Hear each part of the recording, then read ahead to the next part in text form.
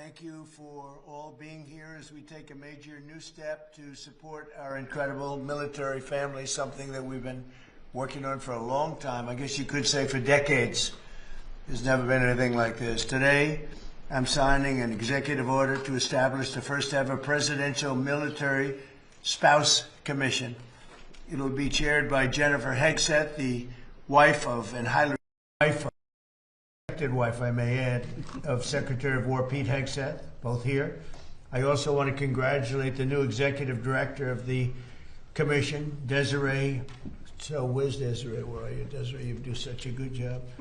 Desiree Thompson-Sale, along with new commission member Christy Mullen, wife of Secretary of Homeland Security, Secretary Mark Wayne Mullen. These are outstanding people, everyone, male and female, outstanding. The commission will also include the spouses of our wonderful service secretaries, the spouses of the Joint Chiefs of Staff, and the spouses of their senior enlisted leaders. And we have some incredible talent. And I won't tell you these spouses, I've looked at educationally and every other way, they're amazing. We're also pleased to be joined by Secretary Hegseth and the Chairman of the Joint Chiefs of Staff, General Dan Kane. Thank you very much, Dan. America cannot have the strongest military in the world without the love and devotion of our remarkable military spouses who make the extraordinary sacrifices for our country. They really are extraordinary. Many military spouses spend months separated from their loved ones while our heroes are deployed overseas. Military families also endure frequent moves and other unique challenges, and the challenges are legendary. They write books about them. This commission will provide recommendations for improving the quality of life for military spouses so that we can better support both our military families and the entire United States Armed Forces. The commission will develop suggestions to address particular challenges in housing, employment, healthcare, education, childcare, and just about everything else you can think of. We've never had this opportunity. We're doing it now because we've done a lot for our military. We love our military. Every day our administration is fighting to give our military families the support they dearly need and they deserve. As part of the great, big, beautiful bill, we provided hundreds of millions of dollars for military child care and improved housing on military bases. It's being built, much of it's being built right now. Last Christmas, every service member received a warrior dividend of $1,776. Think of that. I wonder where we got that number. It's actually $1,775. The number worked out to be 17. I said, if you add $1, we have 17. That was one of my genius ideas. We have 1776. But that was a great thing, and we've given it every member of our military hard-earned pay raise. We've also given the pay raise. The commission will help ensure we continue to give military spouses our very best so our military can continue to be the strongest military anywhere in the world, and we're proving that. As you know, we had a conflict with Venezuela, worked out very well, and we have a conflict with Iran, and that's working out very well, very, very well. So now I'd like to ask Jennifer Hegseth to say a few words, followed by Pete, General Kane, and then I will sign the executive order putting this into play. And it's an order that's long overdue as far as I'm concerned, like by decades. And we're going to do a real job with it. And Jennifer, if you will, please. Well, Mr. President, you have been a champion for the military, and we are so grateful for that, and that continues today. And like you said, these are generational issues that are long overdue to address. And we have the most amazing women here who have decades of experience as military spouses themselves to take a look at it. There's really nothing we're going to find that they haven't experienced. And so between what they've experienced and what they know, we're going to really tackle these things. And I've spent the last year traveling around, meeting with military spouses and families around the world and around the country, and it's the same from Kentucky to Singapore. It's housing, it's healthcare, it's employment, it's childcare, it's education, and so we're going to take a look at all of those things. Even one of the women up here, I won't say who, but was a paramedic, and as they moved from state to state, she could not get the license. Switch to that state in time before you move again, before you PCS, and it makes it really difficult for these families to survive, let alone all the other sacrifices we're asking for them. So this is a big deal today. We're super grateful. Every time Pete travels around, Secretary Hegseth travels around talking to the troops, he tells them the president has your back, and now the families know that you have their back too, and we are grateful. Thank you. Thank you, Jennifer. Great job. Thank you. How about you say something first, and then we'll go back into the general. You're not going to top it. I can't top that, Mr. President. Give it a shot. You're not going to. It's good job. It's true.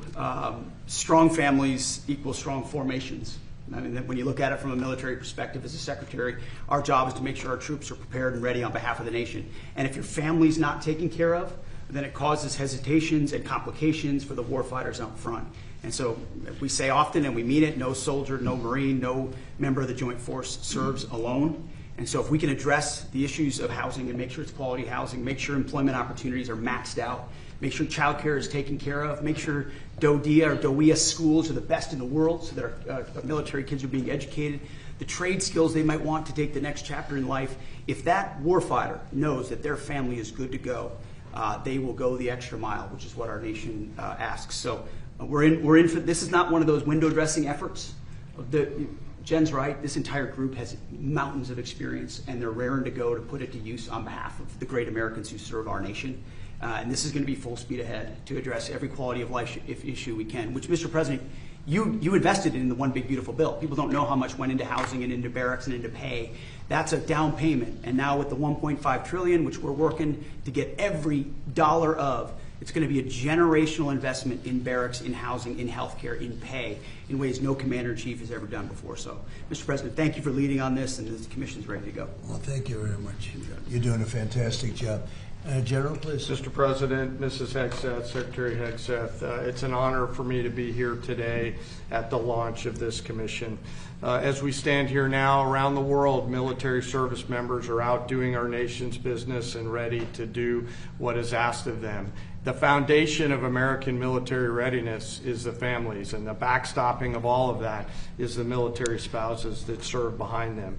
Inevitably, every time somebody deploys, that refrigerator will break down, the car will break down. You think we're strong. American military spouses are 10 times stronger, and the lift that they carry is significant every single day. I want to thank this commission for the work that they're going to do to help improve military families' lives and military spouses' lives. It is a critical enabler for American warfighting capabilities. So to all of you here and all the work that went into putting this commission together, thank you. And Mr. President, we're honored to be here today. Where will they be meeting when you have meetings? Because you're going to be having a lot of meetings. Do you know where you're going to be meeting? Every month here at the White House. Oh, that's good. Yes. We can't do better than that. Can't do better than that. Use the Oval Office. Yeah. Would anybody like to say anything? Maybe Desiree, you could start, and then if you want to say anything, great time to say it. Please, Absolutely. Desiree. Well, I'll just be really short. It's a pleasure for me to serve as the executive director of this commission. I think it's a long time coming. It's a little bit of a pet project out of my office, simply because we have the Chief of Staff of the Air Force's wife that has been inspirational for this. She's a 41-year spouse. But collectively, this group has over 400 years of experience as an active duty military spouse. 400.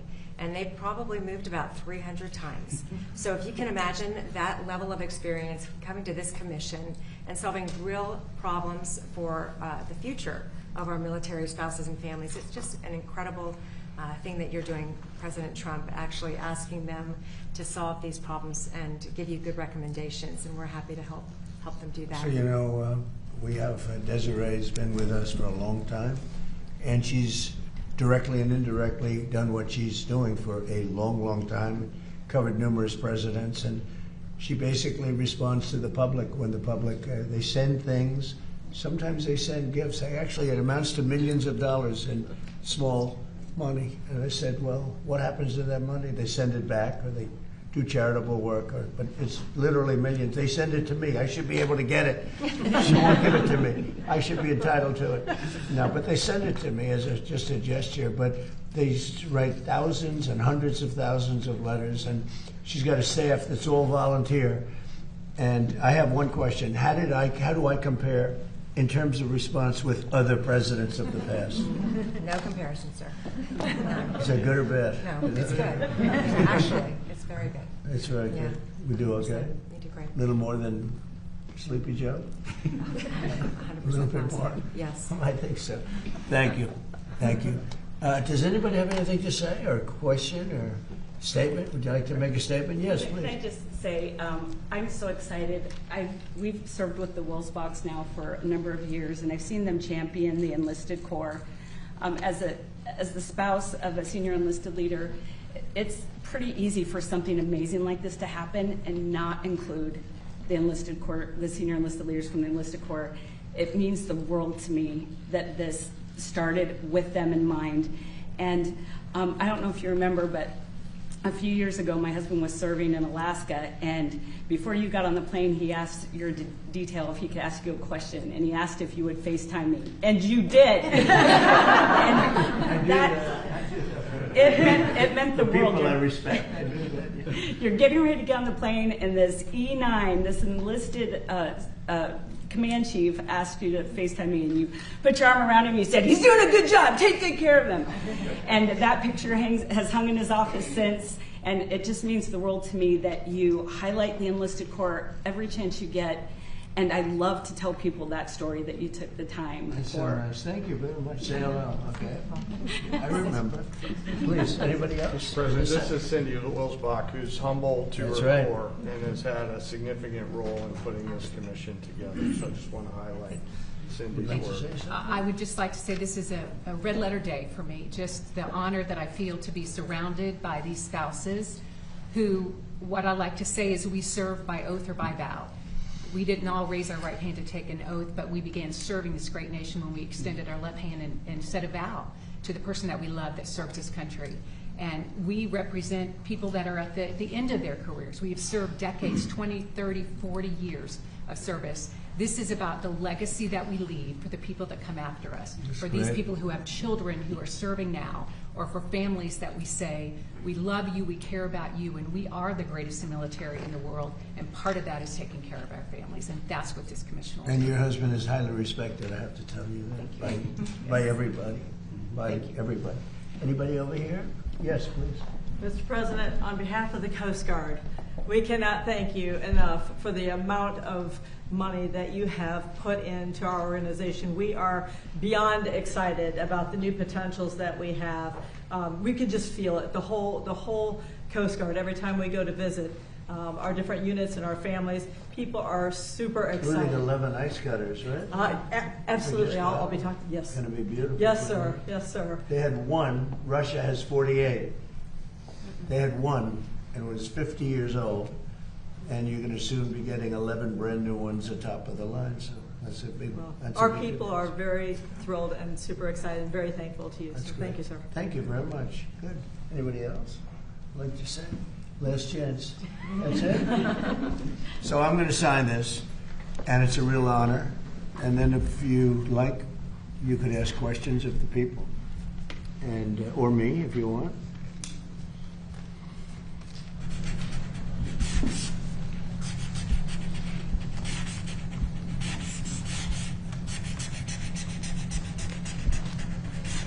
Okay, that's a good one. So I wouldn't want a bad one on this time.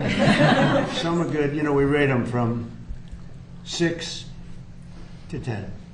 6 is usually when I'm standing up holding it. You can't do a very good one, but that's a 10. So you deserve a 10 too.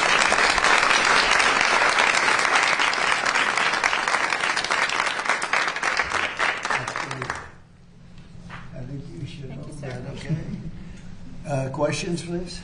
Please. On behalf of the press corps, thank you, ladies, for what you do for our service members in this country. Mr. President, are the talks with Iran now off and our airstrikes No, back they're on? on. They're going on right now. It's an amazing thing. We have a little problem with Iran because we have many talks and we'll say we have or we don't have. You know, we're straight about it.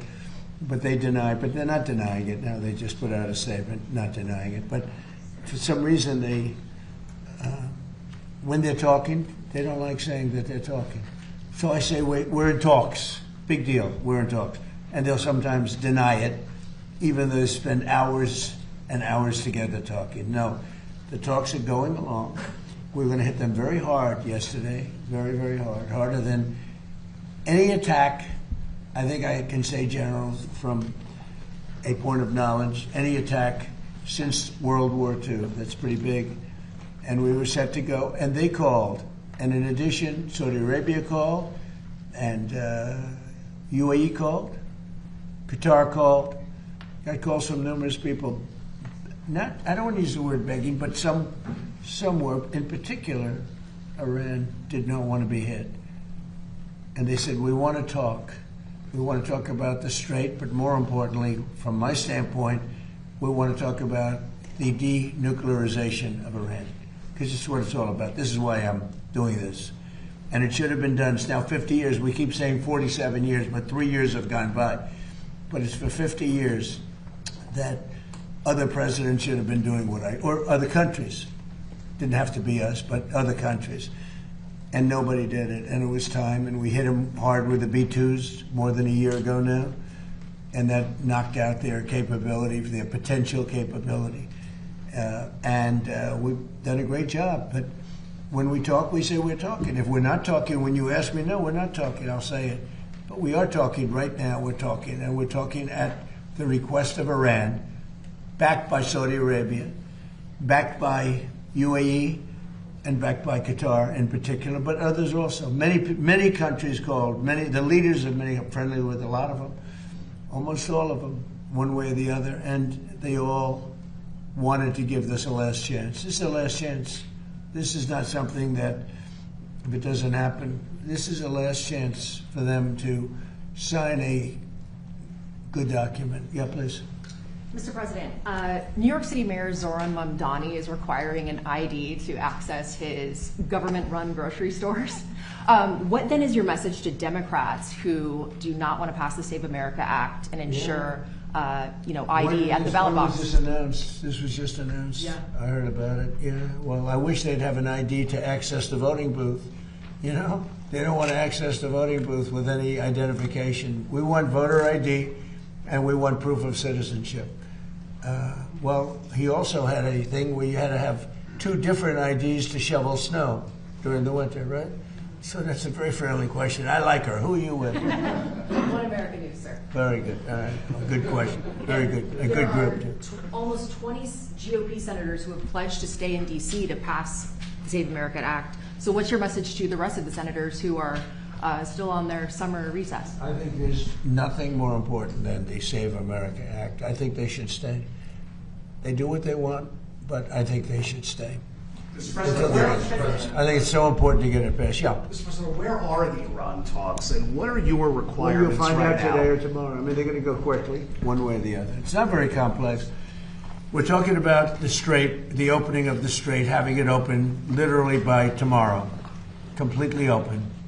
And that's phase 1. And phase 2 is we then will talk about the nuclear capacity, the nuclear, as we've been mentioned. Basically, it's, I think, the denuclearization of Iran. Has to happen.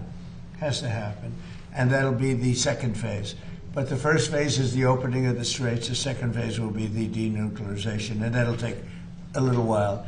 But we're very strong on it. They cannot have a nuclear weapon. Iran cannot have a nuclear weapon, and I have never changed in that. Yeah, please, in the back. Thank you, Mr. President. You said that if Democrats get back into power, what is happening in Spain awaits America.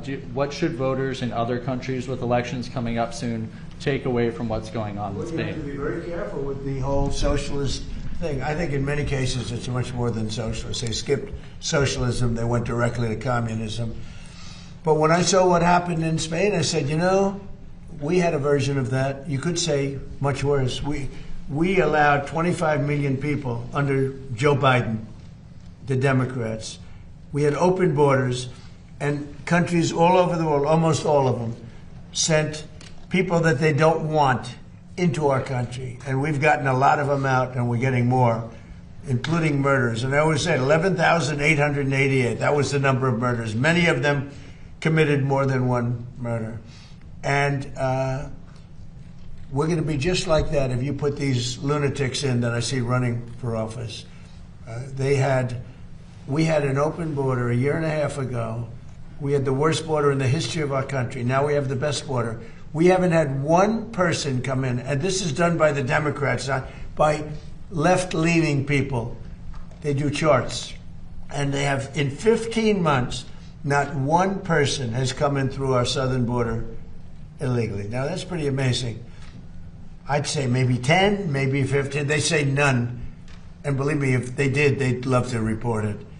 But you could go outside in those vast plazas where hundreds of thousands of people gathered when they stormed our country, just like they did, in my opinion, worse, just like they did to Spain. They stormed our country. And those borders are, those big plazas that were built, they put concrete down. And now you look at them, there's grass growing in the cracks. Nobody comes up because they know they're not going to get through. And if they do get through, they're going to be taken out, brought back to their country. So we've done a fantastic job. You know, somebody said you did it too fast. I did it in 30 days, my first 30 days. Biden couldn't do it. He couldn't get it done. He tried at the end. He tried to do something because it was so overwhelming. It was so bad politically. But we did it in 30 days. Somebody said you should have taken a year and a half or 2 years completed because everyone forgets. Even my speechwriters, they say, sir, nobody wants to hear about the border anymore. You've done it. It's an incredible job you've done, but nobody wants to hear about it. And I should have taken a couple of years to do it because, and it actually was, the public has about a 2-year, people do, they have a 2-year memory for certain things. They have a 2-week memory. I may have gotten elected, certainly partially on the border, and because we did such a great job, it was a long time ago. I did it twice. I did it in 2016 when it was bad, but I did it this last time when it was really bad. It was, Steve, I would say many, many times worse than it was in 2016. 2016 was bad, but what we just had a year and a half ago, that was the worst border maybe in world history. There's not a third world country that would have allowed that to happen, where people coming in from prisons and people coming in from mental institutions and people forced in by government, because these are the people that those governments, those countries, I know them all, they didn't want. And they walked into a country totally unvetted, totally unchecked. Not anymore. Nobody comes in. Except if they come in legally. Yeah, please. Thank you, Mr. President. Yesterday you were... Who are you with, please? I'm with the Washington Examiner, sir. Good. They're doing good. They've been very nice to me. You were asked yesterday whether Representative Max Miller should resign from Congress over the allegations, and you said that you'd have a look at it. Yeah. Have you thought about that? And also, do you think... Well, it's a very sad thing. I know Max. He's a good person. I mean, I always thought he was a very good person. And I'm going to let the families figure that out. You know, those families... I know they're working on it. It's a very sad thing, especially when you know somebody so well, to be going through that. But it's accusations, and I'm going to let them figure that out. Yeah, please. Mr. President, did you sign off on Todd Blanche rescinding the anti-weaponization fund? And also, there are Democrats right now who say there's essentially 2 tax codes. There's a Trump family tax code and a normal people tax code. Why do you think that your family deserves some level of special exemption when it comes to the auditing of taxes? Well, I'll go into that. First of all, I had a 10-year case that was settled until I announced I was running for office. It was a settled deal like I've been doing all my life. I've been audited every year for my entire life, which I have a lot of wealthy friends who were never audited. To this day, they were never audited. I was audited. And my deal was settled. In writing, it was settled, subject to final approval. Then I announced I was running for president, and all they did was haunt me with it. They ended the settlement, and they went after me illegally. And they did a lot of bad things to me like they did to other people. And I was treated very unfairly by the IRS. It was weaponized against me. Think of it. I had a case this is a 10-year-old case, and it was settled. It was done. The case was over. I announced I'm running for president, and they terminated the settlement in Washington, and they went after me. And what they did here was frankly, if you talk about reparations or if you talk about payment, what they did to me, I had a very good case against them. So this was a case that was settled, that when I decided to run for president, right at the beginning, this is a long time, it's been going on for a long time, they terminated the settlement, which is something that never happened before. We have letters from the biggest law firms in Washington saying that this case is nonsense, just like the Russia was nonsense. They weaponized government. And so that's that, and most people understand that. On the fund, these were people that were treated unbelievable. 22 suicides, more than that, I think. Look at Ashley. Look at so many other things that happened. These people were treated horribly, and this fund could have given them some solace.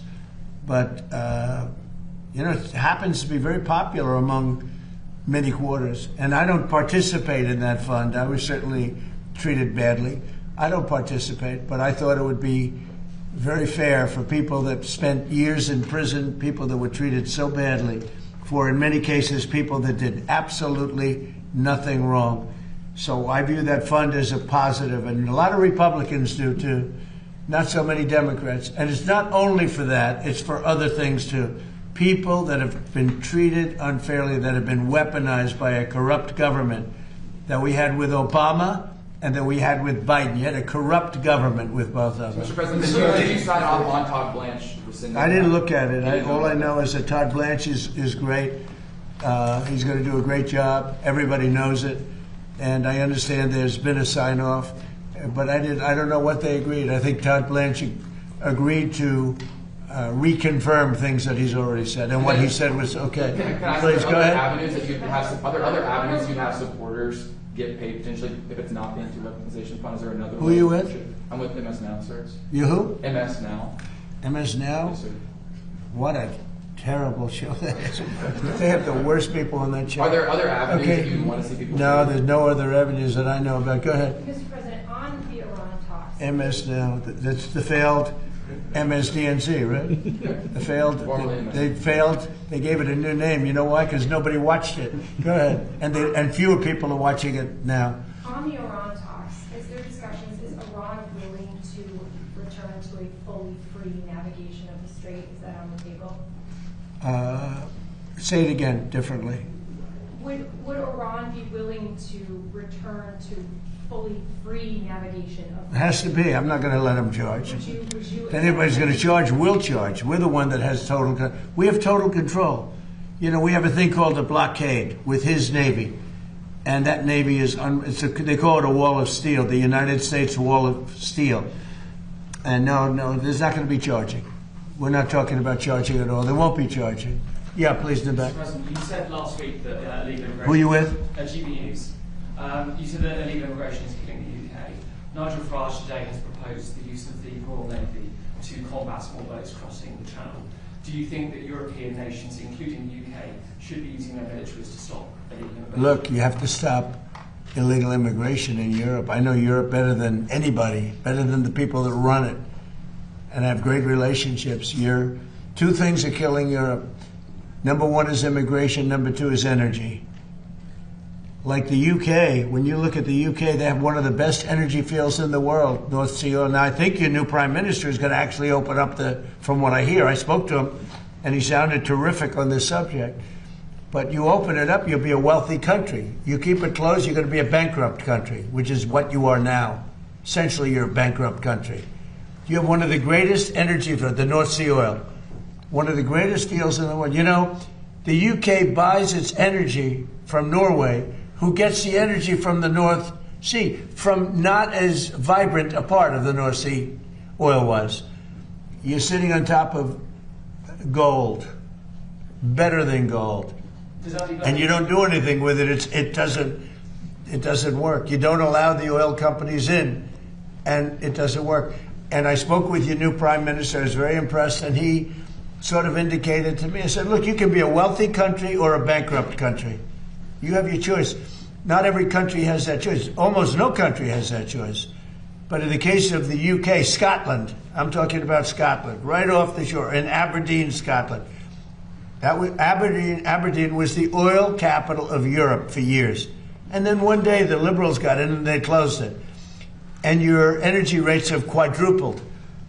You have among the highest energy prices in the world. You could cut them in half. You could give away free energy if you'd open up the North Sea. And it's good for another 500 years, maybe more, probably 1,000 years. Has our new Prime Minister restored your faith in the leadership of Britain?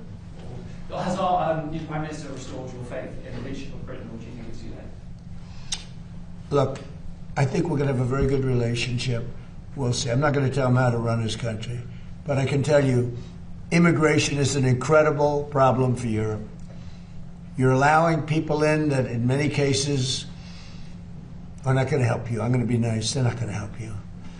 And the people that are there, people from your country, people from other countries that have been there for a long time and did a great job, beautiful place. Look, I love it. You know, my parents both came from Europe indirectly. So a German, Scot, and you know, it's like one of those things. It's very sad. When I see what's happening to Europe, it's very sad to me. But they have a problem with immigration. They have a problem with energy. You have windmills all over the place. Windmills, you lose your shirt. Any country with windmills is a loser, okay? You just have to look. If they have windmills, they're a loser. Because you lose money with windmills. Mr. President. Yeah, please, go ahead. Thank you, Mr. President. Go ahead, who are you with? John Fredericks Media. Yeah, that's right. Original name. What was your name before? John Fredericks. Go ahead, John. Mark. Two domestic questions, sir. The first one is, Exxon and Chevron, integrated all U.S., just announced record profits second quarter. Unbelievable. For Exxon, for instance, 14 billion highest they've had in over a decade. For Chevron for the quarter, highest in history. By 12 times. On the back. You saw that? Yes. Yeah. I mean, it's unbelievable. On the back. I don't like it. Workers paying higher gas. Yeah. Is our... They're making too much money, okay? Based on a shortage, they're making too much money. I don't like it. And I should be the last one to say, because I'm a big free enterprise guy, nobody bigger. And, you know, you're going to see oil, when we're finished with Iran, you're going to see the prices drop through the floor. But they made too much money, too much money. Chevron, too much money. ExxonMobil, too much money. When you look at one company where they made 12 times what they made the year before, they're going to give some of that back to the public. And they better cut the retail price, the consumer price. Too much money. You're surprised I'm saying it? I'll say it loud and clear. I'm not happy about it. Go ahead. Go ahead. Just one. For those of us here that live in Washington, D.C. with our families, like I do, the renaissance of the city that you've been able to do in 18 months is incredible. I hope you heard did you hear that, everybody? The renaissance of Washington, D.C. in 15, 16 months is incredible, and it is. It's clean, it's safe, and you haven't seen anything yet. We're replacing all of the grass that hasn't been replaced in the fields, all the beautiful fields where the grass is. You know, grass is like humans. It has a life. This grass hasn't been changed in 100 years. We're doing all the fields. We're doing most of the graffiti is moved. But the most important thing is it's been beautified. We did 78 monuments and fountains and waterfalls, and they went from being horrible, mostly graffiti said, most of them for 25 years never worked. They haven't worked. And it's a renaissance, like you use the word renaissance, but it's a renaissance. But the biggest thing is we have very little crime now. This was the crime capital, frankly, of the world. It was the most unsafe capital of any country in the world. Now it's one of the safest, and it's one of the safest places in the United States. And people are coming down. You see it, the tourism in Washington, everyone's safe now. Nobody's getting mugged, shot. We used to lose 3 people a week, death.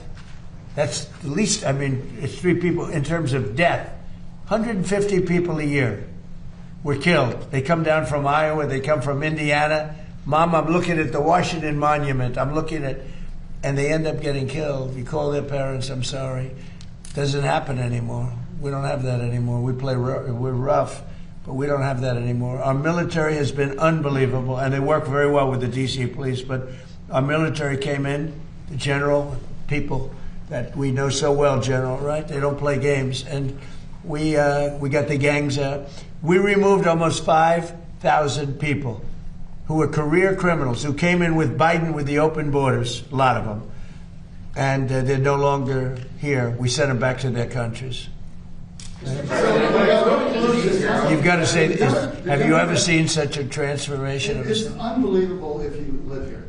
It's just, you don't want to go back. And now you can walk to work. You can walk to the White House. The people in the White House, they tell me, sir, thank you. They're thanking me all the time. They used to have to take Uber, and the Uber would be robbed, okay? They weren't even said.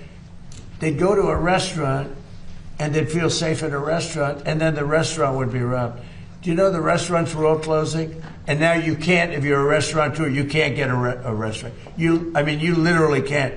The restaurants are booming. Crime is down 92%, maybe more.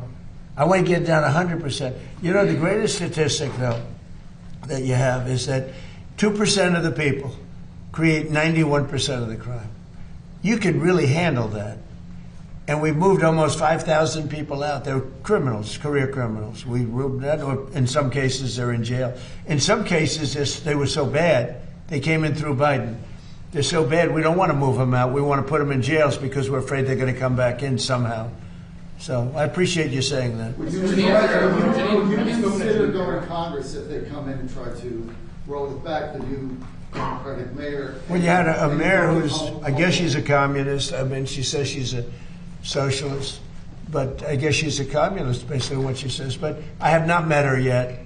I look forward to meeting her. Would I federalize? Basically, you're saying federalize D.C. Yeah, well, I'm allowed to do that. Would I do it? If they want to, we took something that was in deep trouble. It was a graffiti-filled, crime-filled mess.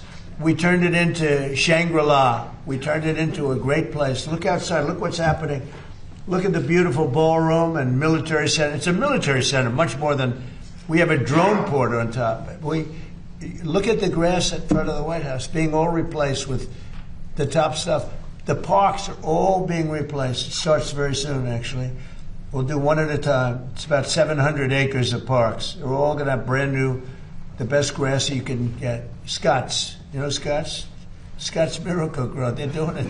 They do great grass. What can I tell you? I got to give them a plug because they did the White House for free. Sir, a friend of mine, a guy that, he's terrific. We'd like to give you new grass at the White House. I said, I'll take it. How much? He said, free. I'll take it. One of those things. Thank you. Thank you very much. Mr. President, this is at least the 5th time you've turned off airstrikes against Iran since April to negotiate. What is your message to the American people who are wondering what has changed this time? Why should it be any different? Well, you don't know. I don't know. I think we're going to maybe get something, but I want to give them every last chance before decapitation. Very tough to do what we have planned, still planned. We'll see what happens. But it's a very, very tough thing to do. I think I'm very proud of the fact that I'll give people a chance. This is a big move. To do an attack that big on a country, I'd rather not do it. Now, we've already, through lots of large attacks, but they were normal large. Hopefully they'll come to their senses, because what happened, cannot have a nuclear weapon, but hopefully they'll come to their senses. So they called me and they said, please don't attack, we'll make a deal. That's the real truth, and everyone knows it. And who wouldn't call? And they found out through leaks and sleazebags, a lot of sleazebags, leakers. Leakers should be put in jail. They have to strengthen up the laws for leakers. But in this case, leakers helped because they said the severity of the attack, and Iran knew it. They knew what was coming. It was going to come last night, and it would have gone on for a long time, and there'd be essentially very little left. There'd be nothing left. And if I'm given a chance to let a lot of people live, I want to give that chance. So I'm under no time constraint. I don't happen to be running, but a lot of very good Republicans are running. And you have a sick ideology taking place right now that, hopefully they'll be defeated because they'll destroy the country if they ever take over. But this desk is like a blocking desk. No matter who gets in. If it's bad, I block. And I'm good at blocking. If it's bad, if it's stupid things like the things they want to do, we want to get rid of the U.S. Senate. I don't like a lot of Senate, just to be honest with you. I don't want to get rid of the Senate. We want to get rid of the Supreme Court. They want to put now 21 or 23 people, that's the real, on the Supreme Court, or get rid of it. They want to get rid of the presidency. They want to have an appointed executive running. That's a communist thing, you know? That's a communist thing. These are sick people. And, you know, I said it the other day, and it maybe doesn't sound that important, but when a country goes bad, like look at the blue cities. What do they have in common, aside from massive crime? Much more crime. The Republicans have very little crime. But what do the blue cities have in mind? And also you can say this with nations when they go bad. The blue cities have something in common: crime, high crime, vicious, violent crime. But what do they have in common? They're all dirty. They're filthy dirty. Their streets are dirty. Their streets smell. Their storefronts are broken. Their trees are all gross. Everything about the place is dirty. And I don't want to mention any specific city. It's really all of them. But you go into these cities that are blue, they're crime-ridden, and they're filthy dirty. They're like Washington, D.C. was a year and a half ago, with graffiti all over the place, with crime all over the place, with people afraid to be here. You had to be ashamed of your capital. Some of the most beautiful buildings built in the real time. Like you look at the Supreme Court building and they put graffiti on it. The most beautiful columns I've ever seen. In fact, our columns are going to be nicer at the ballroom. I said, I want the Supreme Court, but better. But you look at those columns, how magnificent, and then you see graffiti on the side of the building. No artistry, just bad people. But the one thing they all have in common, crime. The two things, crime, but they're disgusting. They're filthy dirty. The streets are dirty. They have people lying all over the street doing you know what. They're all the same. And this is what we're going to put in it. Not going to happen in our country. Go ahead, please. Yeah, in the back. When someone, me, sir, go ahead. When a group. Well, let him go. Then you. I'm sorry. He was very rude to you, right? Go ahead. Who are you with? I'm with Real America's Voice, sir. Sir, when a group such as the Haitians lose their temporary protective status, how soon should they be bussed and flown out? Well, we had a big victory in court on temporary, you know, the protective status. And I largely leave it up to my people. But we've had people here for many years and they were here temporarily. You know, we had people coming in and they've been here for many, many years. And they had a tragedy in their country. They had, sometimes it was storms, or it was, you know, it was hurricanes. And they come in and, you know, they're here for 12 years, 14 years. So something's got to be done. Yeah, please. Mr. President, on the line, have you spoken to Jeanine Pirro about her decision to drop her? No, Jeanine Pirro made a mistake. There was vandalism. I just told you we did, I think, 78. One of the things was the reflecting pool. Hasn't worked since 1922 because it always leaked. It always leaked from 1922. You know, it's the largest, longest pool ever and all that. The concept is beautiful, but it always leaked because of the size, because of maintenance, whatever. But it was built in 1922, and from the day it was built, it leaked.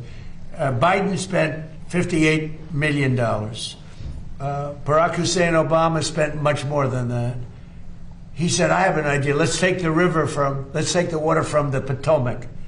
So they took the water from the Potomac, and it was putrid. It was putrid. It was a disaster. Biden was a disaster. I said, I'm going to get that fixed, along with Doug Burgum and Department of Interior.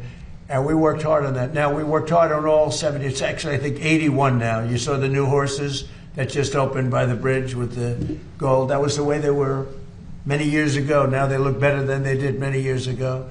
But these monuments look better than they did when they were originally built. Not just a little fix-up. We made them the way they were, plus. And everyone's so proud. The biggest, one of the bigger jobs was, not really the biggest, believe it or not, but one of the biggest was the reflecting pool. And we did a great job. We sandblasted the stone outside. It was granite, so it has a long life. We did a great job. We got very expensive material to put on top of the surface that always leaked because it was stone. It was a stone surface. Always leaked. And we put it on. and it was beautiful. Now, we have photographs or tapes, like moving cameras, right? We have them where people are on the side cutting it with a box knife. Now, I'm not saying I was 100% thrilled with the contractor, but the contractor was rushing. We wanted to get it open for July 4th, and we got it done. But in addition, there was vandalism. Number one, look at the grass, where the grass was all knocked out with a very, very powerful ingredient that we know very well what it is. I'm not going to say the name because people get ideas. And they put a terrible phrase, I won't say that either, but a terrible phrase on a massive piece of grass that we had just replaced. Kill the grass. We had to replace the grass. A lot of grass. In addition, they took knives or cutters and they cut the material. It's material. And they put their hands and they pulled it. And there was also some maintenance things that we would have routinely fixed. But we had that up and it was perfect. And then you had the bubblers, which get rid of the what forms in the water. And that works great, but they turned it off because of the fight. Because it competed a little bit of noise during the fight. They turned it off. And it grows very rapidly in the water. But that actually works very well. And that's all. So now we're just about set to reopen it. And we had to replace cut areas where they cut it and ripped it. But there's a tape, and Jesse Waters, by the way, did a whole big thing on it. There's a tape that's out there that I posted on Truth, where you have people leaning over the side, the weakest part because of the flexibility. You know, it moves. It's very complicated. It moves. And the softest part has to be flexible. And that's the stuff you can cut. And these guys knew what they were doing. And they cut all the way along the base. Cut, cut, cut. Now, when Janine looked at it, it was the day after the 4th of July with the largest fireworks display in the world. And the stuff was laying all over the pool, the fireworks, because they used the pool as one of the, and it was all over the pool. It was the day after, very shortly thereafter. But that was working beautifully, and it was vandalized. And if you look at the tape, now the tape isn't a great tape in the sense that it's a little hard to say who it exactly was. But it was people cutting this very expensive material, waterproofing material. Anyway, it looked beautiful. And then they cut it, and they vandalized. And we weren't necessarily thrilled with the contractor, but they did a job, and they were fixing any problems. But then it got carried away because the judge was extremely unfriendly to Janine. And frankly, I think she choked, because the judge was really vicious.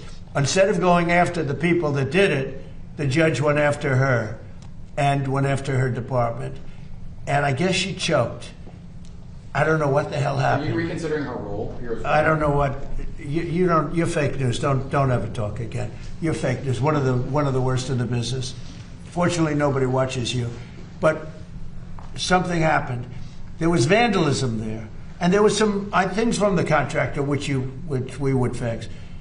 But it's almost complete. And when it opens, it's incredible. It's really incredible. But remember this. It leaked from 1922. It opened in 1922. They never solved the leak problem because it was stone. And the cracks with the stone, stone is really not a waterproofing material. We essentially use a very high-grade swimming pool type material, which was my idea. I was very proud of that idea. And by the way, I didn't know the contractor. Everyone said the contractor. I didn't know the contractor. But when it was completed, it was perfect. But then somebody went in and cut it, just like they did the grass. You know, nobody talks about the grass. The grass have helicopter pictures of what they did. Wasn't it 87? Right? Do you know what they did, right? Did you see what they did? Did you see what they wrote? What did they write? 8647. That's right, 8647. They 86 them, so it's 8647. They didn't do 45. At least they left 45 out. But they and massive letters on the grass, 8647. And nobody talked about that. That was vandalism too. We had to replace all that grass. It was a tremendous amount of grass. Because when you hit it with this poison, it's acid, it kills the grass no matter how, you can't even clean it, even if you got there right after. It's very powerful stuff. I know it well. So people did great damage to this thing because they're sick people. You know who's representing the man is a man from Crew, a sleazebag who's been suing me for my whole political, hasn't won, he's lost all the time. But Crew, do you know what Crew is? It's a third-rate operation that's supposed to be a charity, but it's not. They used it for political reasons. So we should be proud of our monuments, and we should be proud of our city. And you know, that was open before they did the damage. It was open. It never looked more beautiful. It looked like a mirror, and that's what it was supposed to be. It was a very dark color, because otherwise you don't see it, as a reflecting pool, and it looked beautiful. Well, it'll look just as beautiful. It'll be fixed and open over the next week and a half, 2 weeks. Mr. President, were you rooting for in Michigan? One more, yeah. Who are you rooting for in Michigan? Well, you have a very interesting group. Who I really voted for is Mike Rogers, because I think he's going to be a great senator. But you have a communist versus a socialist. That's the way I look at it. You have a communist versus a socialist. It looks like the communist is leading. We're talking about for the Democrat primary. But for the Republican, you have a very good man, and he should be able to win. Yeah. Okay, one more. Go on, in the back. Yeah, go ahead. Lafayette Park. Lafayette Park, it's great. Do we do a good job in Lafayette Park? Phenomenal. So Lafayette Park is right across from the other side of the street, and I made a donation of $10 million. That was me, personally. And it's unbelievable. It was so dirty and so disgusting. Like everything liberal becomes dirty and disgusting. Socialism, liberalism, progressivism. You know, the word progressive is such a nice word. They love using it. But the radical left isn't letting them use that word anymore.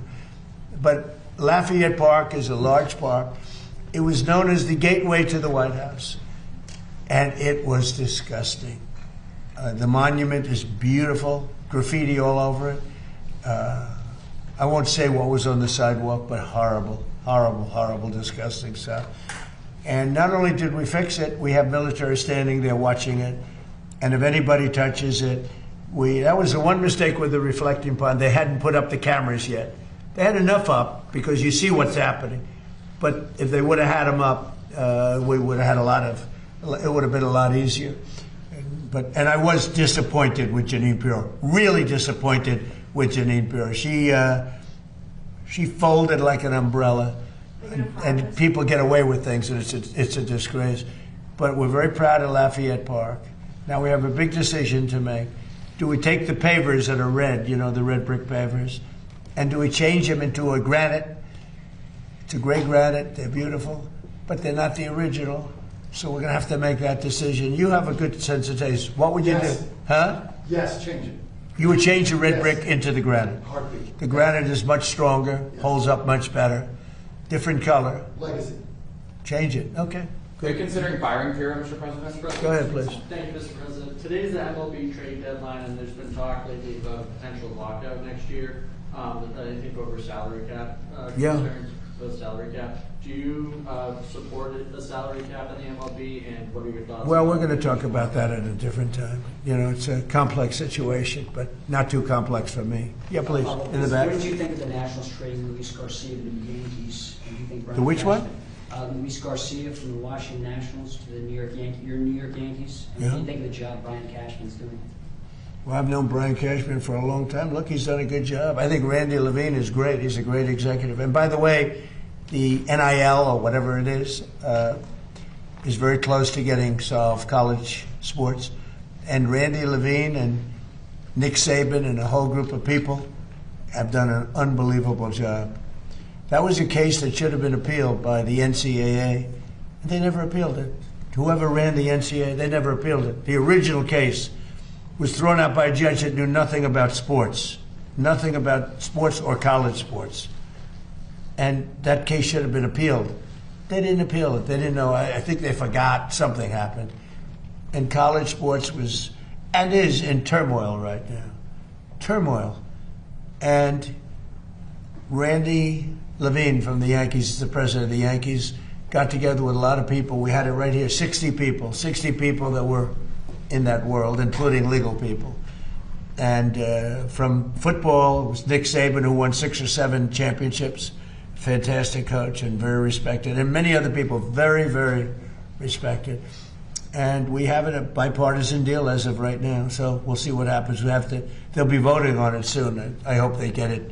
I hope they get it done. Thank you all very much. Thank you. Thank you. Thank you for that question. Head out the store. I love this question. Thank you guys. Thank you guys. Thank you. Have a good time. Thank you, everybody. Good luck. Thank you. Thank you. Thank you. We're good. So